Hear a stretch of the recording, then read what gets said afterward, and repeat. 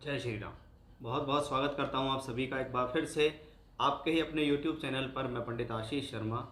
आज हम बात करेंगे धनु राशि के जातकों के जीवन में शनि के राशि परिवर्तन का 2.5 वर्षों तक क्या फल रहने वाला है। अब शनि आपकी राशि से तीसरे घर से निकलकर चौथे घर के अंदर गोचर करेंगे, जहां पर शुरू होती है आपको शनि की ढैया। अब ये शनि की ढैया का प्रभाव, ये शनि का राशि परिवर्तन, शनि का वक्री होना, शनि का मार्गी होना, शनि का दूसरे तीसरे भाव का स्वामी होकर चौथे घर में बैठना आपको क्या फल दे सकता है। क्योंकि शनि है हमारे कर्मों के कारक ग्रह। इसका हमारी प्रोफेशनल लाइफ, हमारी नौकरी, हमारे व्यापार, हमारे कर्मों पर क्या प्रभाव होने वाला है, इसकी विस्तार से चर्चा इस वीडियो के माध्यम से होगी। इसलिए वीडियो में अंत तक बने रहें, जिससे कोई सी महत्वपूर्ण जानकारी आपसे ना छूट जाए।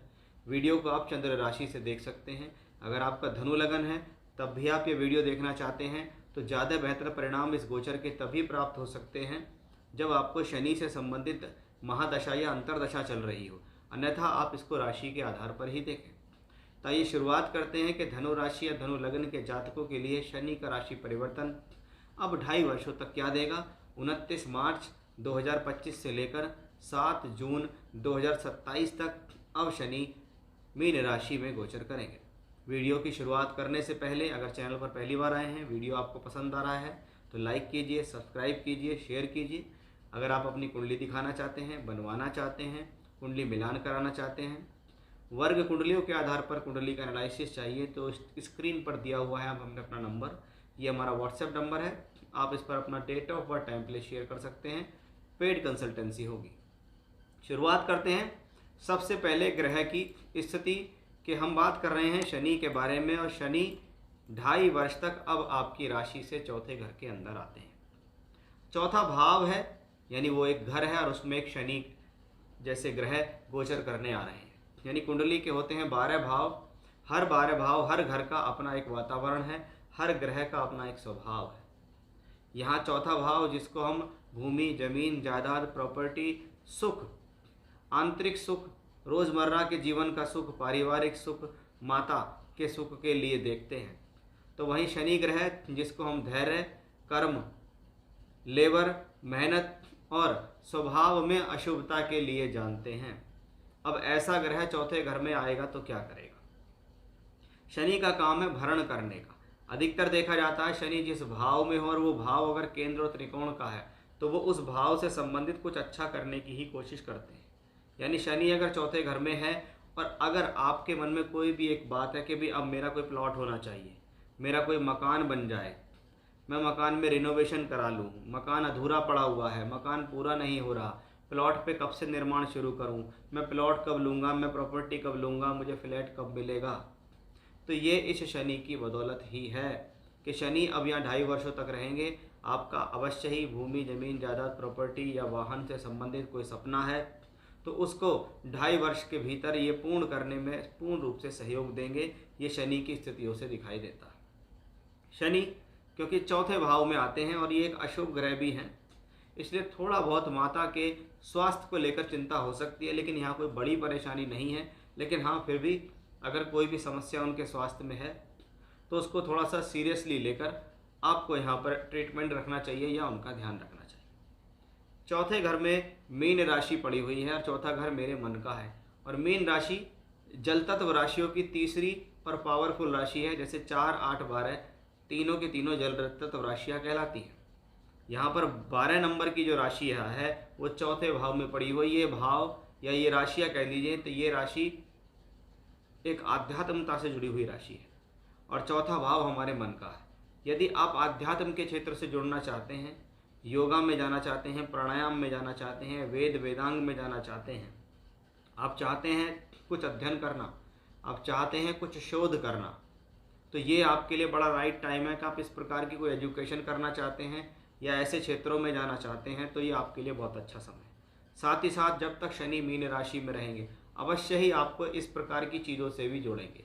दान धर्म से, पुण्य से, तीर्थ स्थानों से, पूजा पाठ से, अनुष्ठान से, वेद वेदांग, कोई गुरु मिल जाए, तीर्थ स्थान पे चला जाऊं, वहाँ जाकर कुछ मानसिक शांति मिल जाए, ऐसी चीज़ों के प्रति आपका बहुत सारा आकर्षण आने वाले 2.5 वर्षों के भीतर बढ़ने ही वाला है।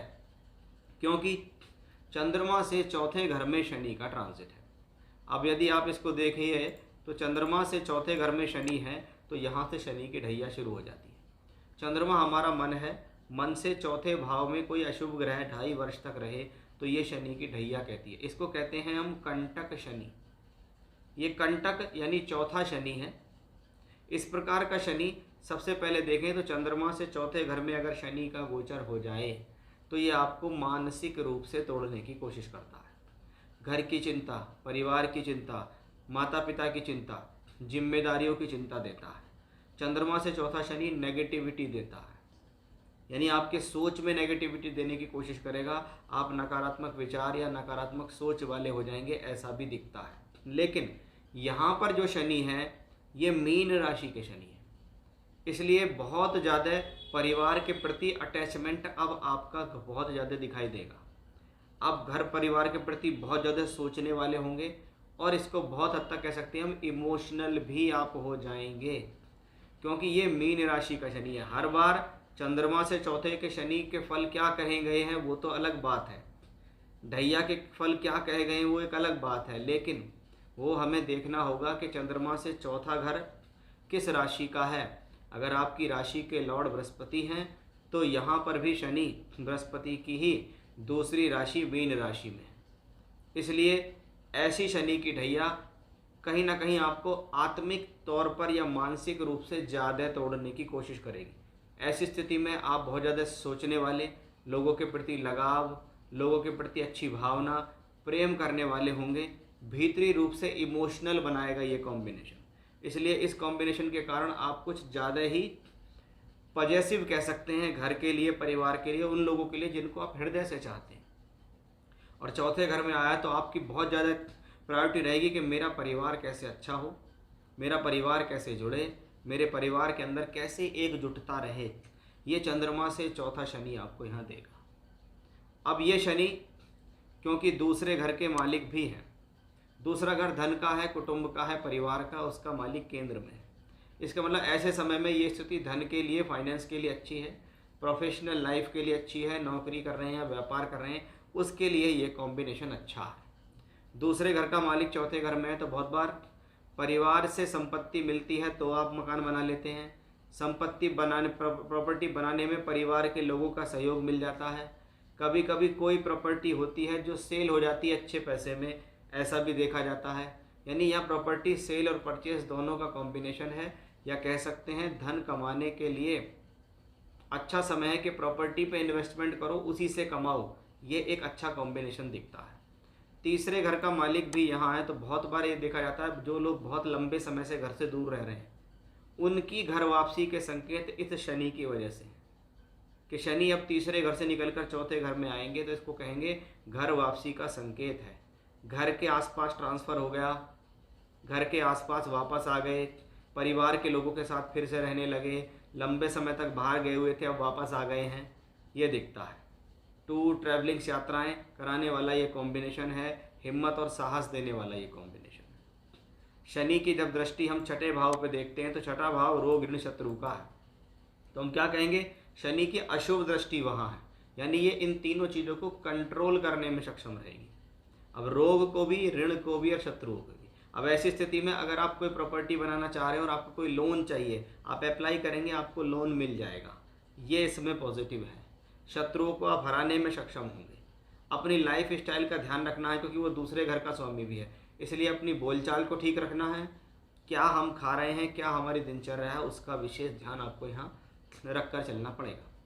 शनि क्योंकि 10th हाउस को देखते हैं और 10th हाउस कर्म का मालिक है और कर्म भाव को ही शनि देख रहा है, यानी आप अपने कर्मों के प्रति पहले से ज़्यादा योगदान देंगे, पहले से ज़्यादा सीरियस हो जाएंगे, पहले से ज़्यादा मेहनती होंगे और आपका फोकस अपने कर्म के प्रति बहुत ज़्यादा जाने वाला है। अब यही शनि देख रहे हैं आपके राशि को वापस या लगन को वापस देख रहे हैं। अब राशि लगन पर शनि का प्रभाव हमेशा से व्यक्ति को लेबोरियस बनाता है क्योंकि शनि का काम है कर्म कराने का और ये शनि की 10वीं कर्म की दृष्टि है, यानी ये प्लेनेट अब आपको खाली नहीं बैठने देगा। ये प्लेनेट आपको बाहर के कामों में भी लगाए रखेगा और घर के कामों में भी लगाए रखेगा। तो उस लिहाज से शनि की कॉम्बिनेशन फिर भी बहुत हद तक ठीक है। मन में अगर ये होता है कि भाई मेरा मुझे तो शनि की ढैया चल गई है, अब क्या होगा। तो ढैया को समझना ज़रूरी है। मैं ऐसी ढैया को ख़राब ढैया नहीं कहता। हाँ, 13 जुलाई से 28 नवंबर शनि वक्री होंगे 2025 में, और 27 जुलाई से 11 दिसंबर भी शनि वक्री होंगे 2026 में। जब शनि 2 बार इस दौरान वक्री होंगे तो वक्री प्लेनेट चंद्रमा या लगन से चौथे घर में अगर होता है तो इसको हम क्या कहते हैं, अत्यधिक चिंतन का कारण कह सकते हैं। एक तो वो प्लेनेट स्वभाव में अशुभ है जो चंद्रमा से चौथे में है, और वक्री होकर वो शक्त होता है, तो इसको हम प्रोफेशनल लाइफ के लिए ठीक कहेंगे, काम के लिए ठीक कहेंगे, फाइनेंस के लिए, धन के लिए ठीक रहेंगे। लेकिन ज़रूरत से ज़्यादा पॉजेसिव होना, ज़रूरत से ज़्यादा परिवार के बारे में सोचना, ये सब चीज़ें इसमें जुड़ जाएंगी। यानी वक्री होने से कोई बहुत बड़ी हानि के संकेत हमें यहाँ नहीं दिखते हैं। ऐसी स्थिति में कोशिश करें इमोशनल होने पर या भावुक होने पर कोई जीवन के बड़े फैसले ना लें। ऐसी स्थिति में बहुत बार देखा जाता है कि व्यक्ति भावुक होकर कुछ फैसले ले लेता है और फिर वो उसमें फंस जाता है। इसलिए इस दौरान जब आप बहुत ज़्यादा क्रोध में हो तो भी आपको शांत रहना है, जब आप बहुत ज़्यादा भावुक हो या प्रसन्न हो तो भी आपको सोच समझ कर निर्णय लेने हैं, ना कि ये कि खुशी में और भावुकता में आकर बह गए और बाद में अपने आप के ऊपर प्रॉब्लम आ गई कि मैंने बोल तो दिया लेकिन अब मैं फंस गया, मैं उस चीज़ को कहाँ से ला कर दूँ। इस बात का थोड़ा ध्यान रखना है, नहीं अपने आप को बैलेंस करके चलना है। और ओवरऑल देखें तो शनि का ये ट्रांजिट आपके लिए बेहद शुभ है। कुंडली के अंदर अगर शनि की पोजीशन अच्छी है, शनि भी आपके केंद्रीय त्रिकोण में ही बैठे हुए हैं, तो ये आपके लिए अपने आप में ओवरऑल बहुत अच्छा योग दिखाई दे रहा है। तो ये था हमारा आज का विषय कि धनु राशि या लग्न के जातकों के लिए शनि जब चौथे घर में 2.5 वर्ष तक रहेंगे तो आपको क्या फल देंगे। जय श्री राम।